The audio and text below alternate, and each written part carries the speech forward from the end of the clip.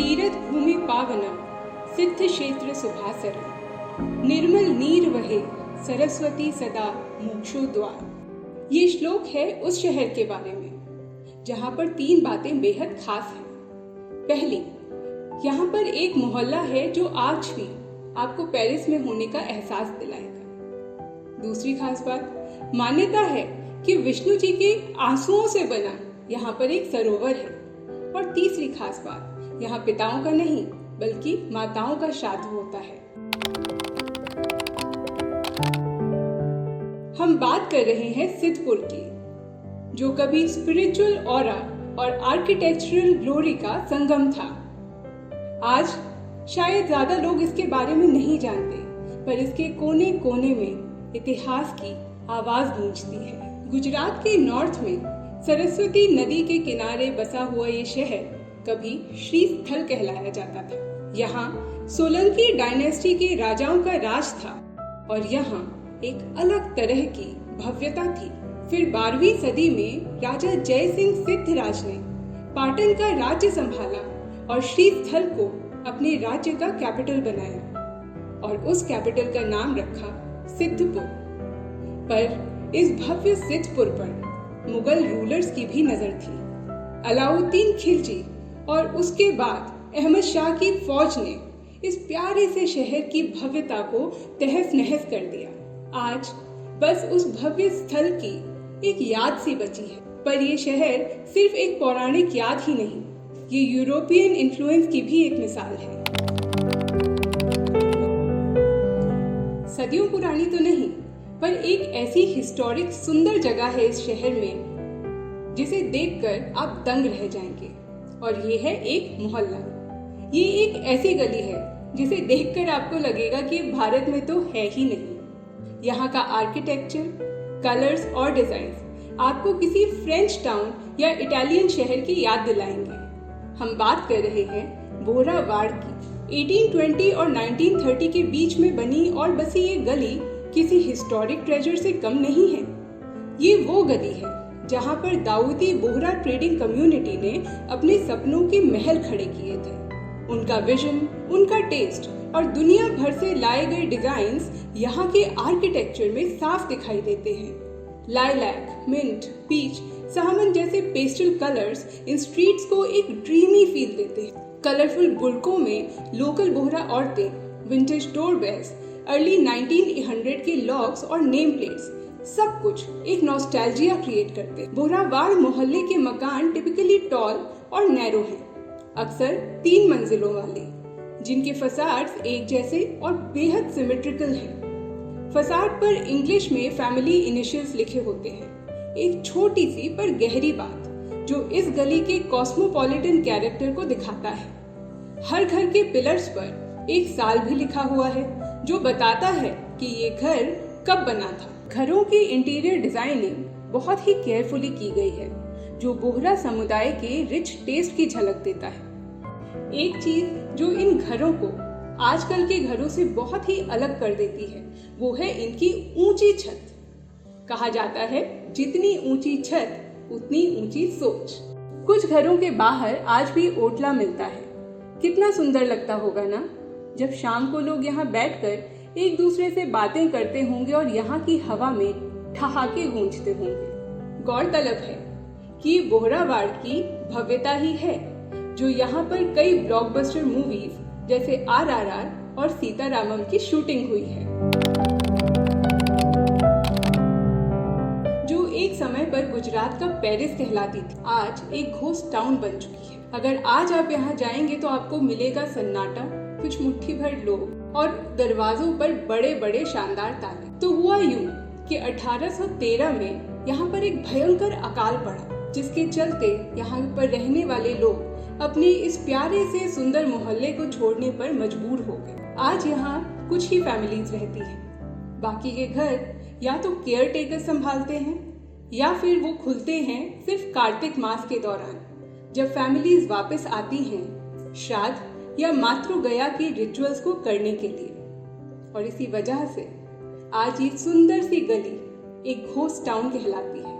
अब इतने सुंदर घरों को देखकर जाहिर है मन में तो आ ही रहा होगा कि काश हम इन हवेलियों में, इन प्यारे प्यारे घरों में रह पाते या खरीद पाते, पर सॉरी, ये बिकाऊ नहीं है। चाहे ये घर बंद पड़े रहते हैं, पर यहाँ के ओनर्स कोशिश करते हैं कि साल में कम से कम एक बार यहाँ जरूर आ पाए, क्योंकि बोहरावाड़ उनके दिलों में बसा हुआ है। पर इसके चलते ये हेरिटेज होम्स डेके का सामना कर रहे हैं। ये मॉनसून की मार झेलते हैं और वक्त का असर इन पर साफ दिख रहा है। इन हेरिटेज होम्स को कंजर्व करने के लिए यहाँ कई ग्रुप्स भी बने हैं, जैसे कंसर्न फॉर सिद्धपुर और सिद्धपुर हेरिटेज कलेक्टिव, जो इन घरों को रिस्टोर करने की कोशिश कर रहे हैं। बोहरावाड़ एक याद है, एक समय का प्रूफ जब ग्लोबल ट्रेड, देसी कल्चर और आर्ट का मिलन हुआ था।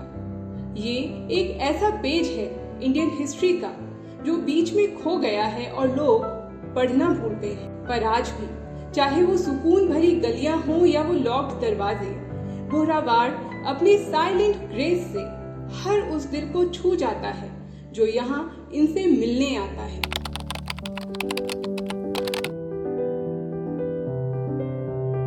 थोड़ा समय में पीछे जाएं तो यहाँ के राज्य साम्राज्य और मुगल इन्फ्लुएंस को भी हम ट्रेस कर सकते हैं। सोलंकी राज्य की शान था एक मंदिर, और इस मंदिर की भव्यता थी उसके ग्रैंड आर्किटेक्चर में। इमेजिन कीजिए, 10वीं शताब्दी में एक मंदिर बन रहा था जिसमें थे 1600 पिलर्स, 1800 मूर्तियां और 1700 झंडे। हर दीवार और हर पिलर पर एक अलग नक्काशी की गई थी, और इसके दरवाजों पर रामायण और महाभारत की ऐसी पौराणिक कहानियों की नक्काशी की गई है जिनके बारे में आपने और मैंने शायद सुना भी ना हो। हम बात कर रहे हैं रुद्र महालय मंदिर की, जो कि भगवान शिव को डेडिकेटेड है। इस टेम्पल को राजा मूलराज ने इनिशियली 10th सेंचुरी में बनवाना शुरू किया था, और उसके बाद उस काम को और आगे बढ़ाया चालुक्य डायनेस्टी के राजा जयसिंह सिद्धिराज ने करीब 1130 में।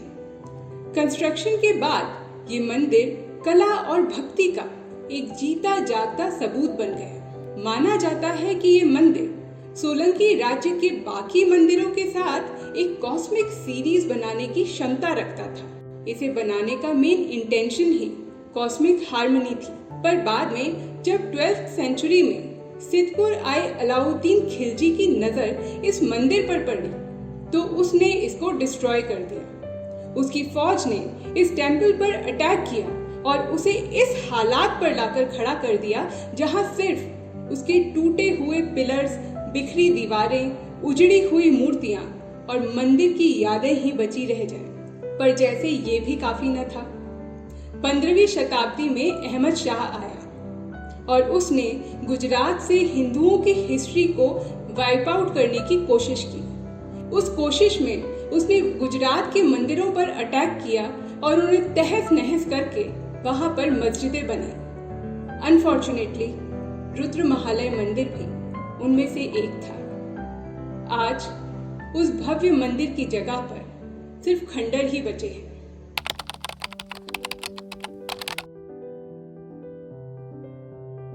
सिद्धपुर एक हिस्टोरिक जगह ही नहीं है, बल्कि ये एक स्पिरिचुअली चार्ज जगह भी है। यहीं पर है बिंदु सरोवर, जो कि भारत के 5 पवित्र सरोवरों में से एक है।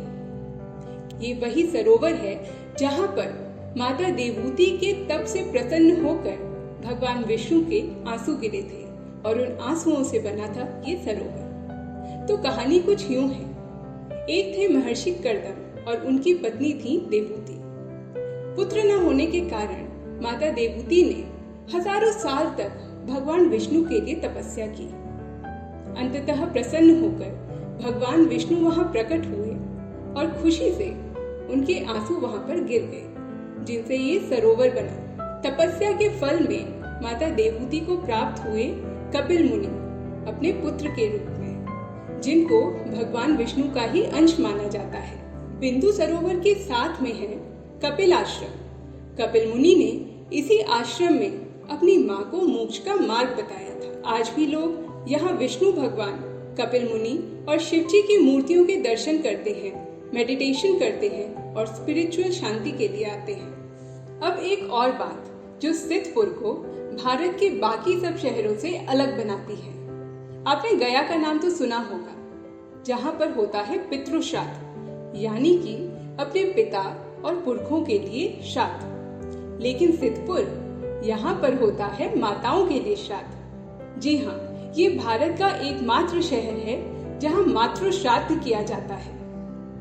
कहते हैं अगर किसी व्यक्ति ने यहाँ पर आकर अपनी माता के लिए श्राद्ध किया तो उन्हें तुरंत मुक्ति मिल जाती है और पिंडदान करने की भी जरूरत नहीं पड़ती। और ये कोई नई परंपरा नहीं है। हमारे पुराणों के अनुसार परशुराम जी ने भी अपनी माता रेणुका का श्राद्ध यहीं किया था और तब से बिंदु सरोवर और कपिल आश्रम के आसपास का इलाका मातृ गया कहलाने लगा। आज भी हर साल हजारों की तादाद में लोग यहाँ आते हैं और अपनी माँ की याद में उनकी मुक्ति के लिए अपने दिल से श्राद्ध करते हैं।